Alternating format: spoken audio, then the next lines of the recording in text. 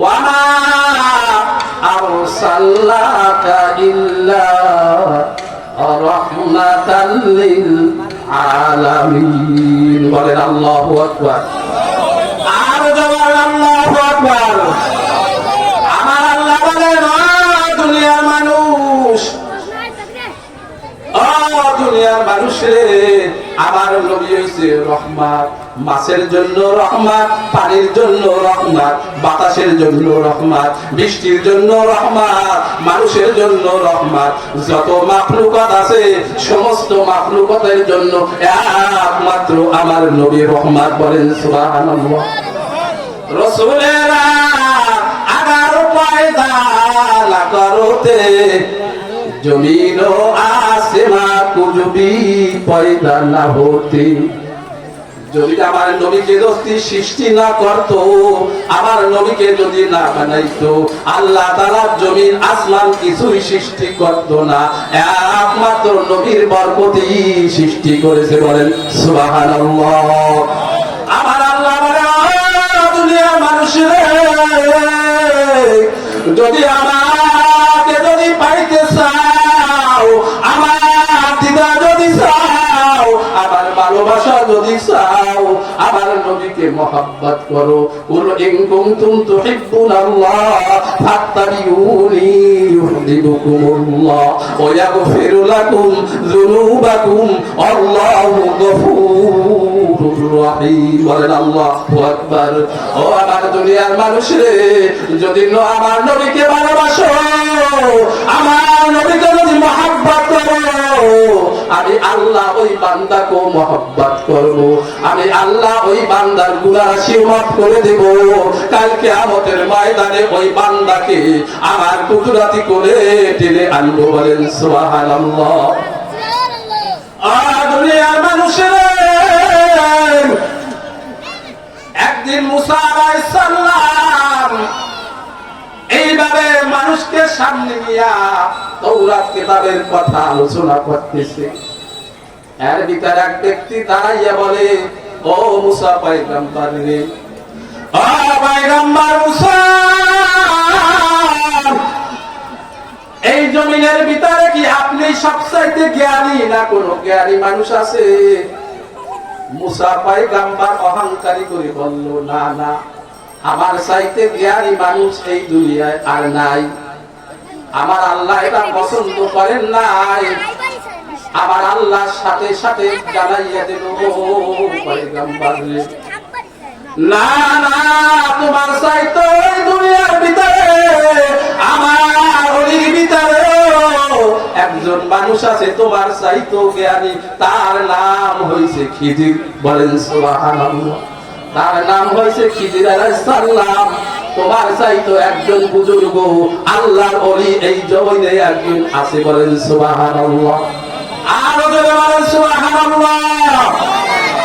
খিজির মানে আল্লাহ তাআলা খিজির আলাইহিস সালামকে এমন কিছু আল্লাহ তাআলা দান করেছে, ইলমে লাদুনি দান করেছে। খিজির আলাইহিস সালাম যদি কোনো পাথরের ভিতরে বসতো, সাথে সাথে ওখানে গাছ জন্মাইয়া যাইতো, লতা পাতা জন্মাইয়া যাইতো। খিজির মানি এইরকম সবুজ শ্যামল, যেখানে খিজির আলাইহিস সালাম বসতো ওই জায়গায় সবুজ শ্যামল জ্বালাইয়া যাইতো। বলেন সুবহানাল্লাহ। মুসা পয়গম্বর ডাকিয়া বলে, আল্লাহ, আমার চাইতো জ্ঞানী ওই ব্যক্তিকে আমি দেখতে চাই। ওই ব্যক্তির আমার একটু সাক্ষাৎ নসিব করো। বলেন সুবহানাল্লাহ। আল্লাহ তাআলা জানাই দিল, ও পয়গম্বর মুসা রে, যাও যাও, একটা মাছ বাজি করে তেলের উপরে একবারে পুরা বাজি করে ওই মাছটা তুমি নিয়া যেখানে যাইবা হাঁটতে থাকবা, হাঁটতে থাকবা, হাঁটার পরে যে ওই মাছটা যেখানে যেটা হইয়া নদীর ভিতরে ভেসে যাবে, ওই জায়গায় আমার ওই আল্লাহর ওলির সাথে সাক্ষাৎ হবে। বলেন সুবহানাল্লাহ। বন্ধুরা, একসাথে নিয়া মুসা পয়গম্বর দীর্ঘ সময় হাঁটার পরে, একদিন এক রাত চলার পরে ক্লান্ত হইয়া গেছে। ক্লান্ত হওয়ার যাওয়ার পরে পয়গম্বর একটা গাছের নিচে এরকম আরাম করতেছে। ওই সময় তার ব্যাগের থেকে ওই মাছটা জাতা হইয়া জলদা নদীর ভিতরে চলে গেল। তার সাথে নূর দেখলো যে ওই বাড়ি মাছটা জাতা হইয়া নদীর ভিতরে চলে গেছে। বলেন সুবহানাল্লাহ। মাছ কোনদিন বাজা মাছ জাতা হইয়া যায় আজ পর্যন্ত কোনদিন দেখছেন? কিন্তু মলকে মুসা পয়গম্বরের সময়, খিজির আলাইহিস সালামের সময় বাজা মাছ জাতা হইয়া যখন নদীর ভিতরে চলে গেছেন, ওইখানে আল্লাহ তাআলা বলছেন ওইখানে আমার ওলি আমার বন্ধুর সাথে তোমার সাক্ষাৎ হবে। বলেন সুবহানাল্লাহ। ঘুম থেকে উঠিয়া নূর নামে যে ব্যক্তি ছিল তার আর খেয়াল নাই, আল্লাহ তাআলা বুড়াইতেছে। মুসা পয়গম্বর আবার হাঁটতেছে। আবার এক রাত একদিন চলার পরে তখন পয়গম্বর মুসা খিদায় আর চলে না, হাঁটতে পারে না। খাদেমকে বলতেছে ওই যে ব্যাগের ভিতরে যে মাছটা ছিল ওই মাছটা বাইর করে দাও, ব্যাগের ভিতরে অনেক ভুক লেগেছে, খিদা লেগেছে। তখন খাদেম বলে হুজুর বেয়াদবি মাফ করবেন, ওই যে জায়গা আপনি আরাম করতেছিলেন ওই জায়গায় তো মাছটা জেতা হইয়া ওই নদীর ভিতরে চলে গেছে। বলেন সুবহানাল্লাহ। আরো জোরে বলেন সুবহানাল্লাহ। তখন পয়গম্বর বললে কি বলতেছো, কি বললা? আমি যেই কারণে এই দীর্ঘ সময় হাঁটতেছি ওই ব্যক্তির সাথেই তো আমি দেখা করবো। আবার উল্টো বাইলে আবার একদিন এক রাত চলে আবার ওই জায়গায় আসছে। আসার পরে দেখতেছে এক ব্যক্তি সবুজ কাপড় পরে এইরকম ভাবে ঘুমাইতেছে। যখন সালাম দিল পয়গম্বর মুসা, যখন সালাম দিল, সালাম দেওয়ার পরে খিজির আলাইহিস সালাম বলতেছে আপনার পরিচয় কি? আপনি কি মুসা পয়গম্বর? তখন বলতেছে আপনি কিভাবে জানেন যে আমি মুসা পয়গম্বর? তখন বলতেছে আমার আল্লাহ আমাকে আগেই জানাইতেছে এই জমানার পয়গম্বর মুসা তোমার সাথে সাক্ষাৎ করার জন্য আসবে। বলেন সুবহানাল্লাহ। নবীর উম্মতেরা খিজির আলাইহিস সালামকে মুসা পয়গম্বর বললেন ও খিজির ভাই, আল্লাহ তাআলা তো আপনাকে এমনি নাগরি দান করেছে, আমি কিছুদিন আপনার সাথে সাথী হিসাবে থাকতে চাই, আপনার খেদমতে থাকতে চাই। আপনি যদি আমাকে আপনার খেদমতে রাখেন। তখন খিজির আলাইহিস সালাম বললেন তিনটা শর্তের বিনিময়ে থাকতে পারবেন। এক নাম্বার হইছে আমি যা করব ওই কাজের ভিতরে কোনো বাধা দিতে পারবেন না, কোনো দোষ ধরবেন না। আমি যা করব তাই করব, কোনো বাধা দিতে পারবেন না। তা হইলে আমার সাথে থাকতে পারবেন, তা না হইলে আমার সাথে থাকতে পারবেন না। মুসা পয়গম্বর বলল আমি সব মেনে নিলাম, আপনি যা করবেন তা মেনে নেব। বলেন সুবহানাল্লাহ।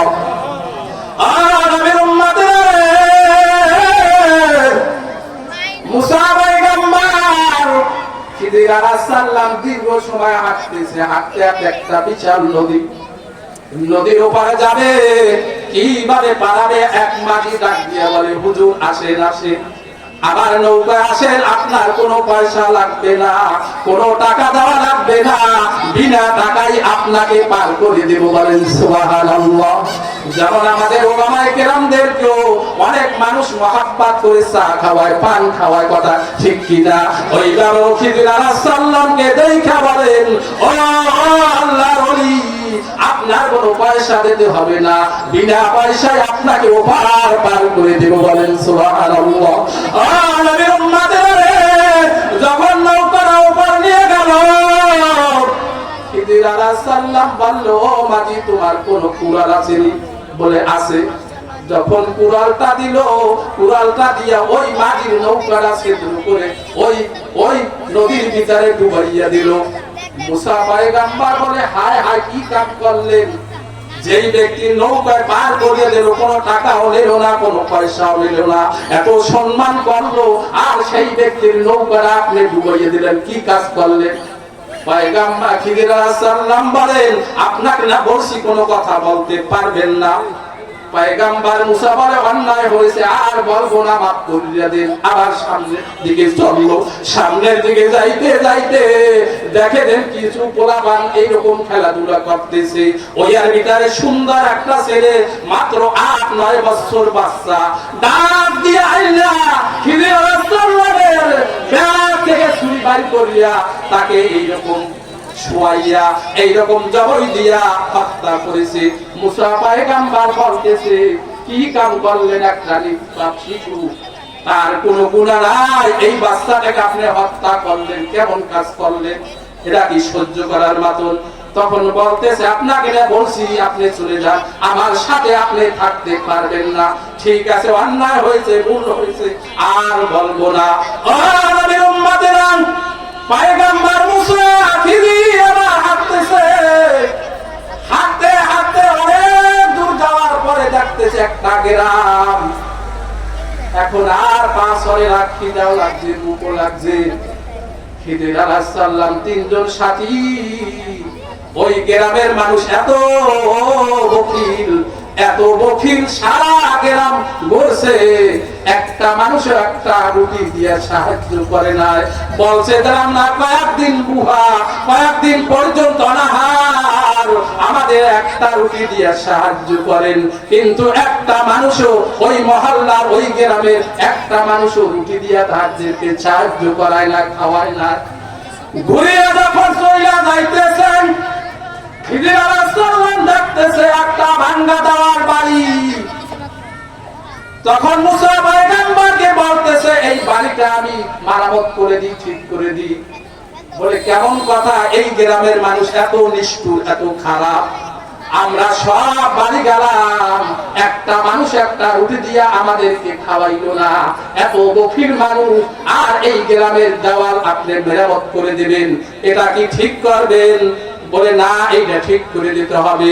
বন্ধুগণ, সারাদিন পর্যন্ত খিদির আলাইহিস সালাম, মুসা পয়গম্বর, নূর এইভাবে সারাদিন পর্যন্ত ওই বাড়িটা মেরামতটা করে দিয়েছে। বলেন সুবহানাল্লাহ। এইবারে মুসা পয়গম্বর বলতেছে, না, আর থাকবো না। খিদির বলতেছে, যান, বিদায় হয়ে যান, আপনি থাকতে পারবেন না। তখন বলতেছে, হুজুর যাব, ভালো কথা, ওই 3টা দিন কাজ করেছেন, নৌকা ডুবাইছেন, বাচ্চাকে হত্যা করেছেন, এইভাবে যে বাড়ি মেরামত করলেন, এই 3টার কারণ কি? আমাকে একটু শুনাইয়া দেন। বলেন সুবহানাল্লাহ। তখন খিদির আলাইহিস সালাম বললেন, ও মুসা পয়গম্বর রে, যখন আমরা নৌকা পাড়াইলাম, ওই ব্যক্তির 8টা ভাই ভিতরে 4টা ভাই তারা ইনকাম করে, তারা এইরকম ভাবে কিছু এইরকম আয় রুজি করে, আর 4টা ভাই বাড়িতে অসাব অবস্থায় পড়ে আছে। আর ওই ব্যক্তি ওই দেশের ভিতরে সব চাইতে জালেম বাদশা, কিছুদিন পর পর ভালো নৌকাগুলি ওই জালেম বাদশা ছিনিয়ে নিয়ে যায়। পিছনের দিক থেকে ওই জালেম বাদশা নৌকাগুলি ছিনাইয়া নিতেছে। যদি এই ব্যক্তি ওই নৌকাটা নিয়ে যায়, সমস্ত আয় তার বন্ধ হয়ে যাবে, কথা ঠিক কিনা? সেই জন্য আমি এই নৌকাটাকে হেফাজত ছিদ্র করিয়া পানির ভিতরে কয়েকদিন থাকবে। যখন ওই জালেম বাদশা যখন এইখান থেকে তার অভিযান চলে যাবে, নৌকাটা উঠাইয়া আবার ওই ছিদ্রটা বন্ধ করিয়া তার আয় রুজির জন্য একটা ব্যবস্থা হয়ে যাবে। এই ব্যক্তির কোনো অসুবিধা হবে না, কোনো রুজি রোজগারের অসুবিধা হবে না। সেই কারণেই আমি এই নৌকাটা ছিদ্র করে দিছি, কথা ঠিক কিনা? বলে, 2 নম্বরে ওই দিন শিবু বাচ্চাটাকে আপনি কেন হত্যা করলেন? বলে, ও মুসা পয়গম্বর রে, ওই বাচ্চাটা, তার মাও দিনদার, তার বাবাও দিনদার। আমি দেখতেছি এই ছেলেটা যখন বড় হবে, মা বাবাকে জিগাইবে না, মা বাপকে ওইরকম ভাবে তাদেরকে হত্যা করবে। এ একজন হইবে বড় ডাকাত, বড় সন্ত্রাসী। এর দ্বারা পুরো মহল্লা মানুষ, হাজার হাজার মানুষ অত্যাচার করবে, জুলুম করবে, যেরকম ভাবে শেখ হাসিনা যেরকম জুলুম করছে ওইভাবে ওই যুবকটাও জুলুম করবে, কথা ঠিক কিনা? সেই জন্য আমি এই যুবকটাকে হত্যা করেছি।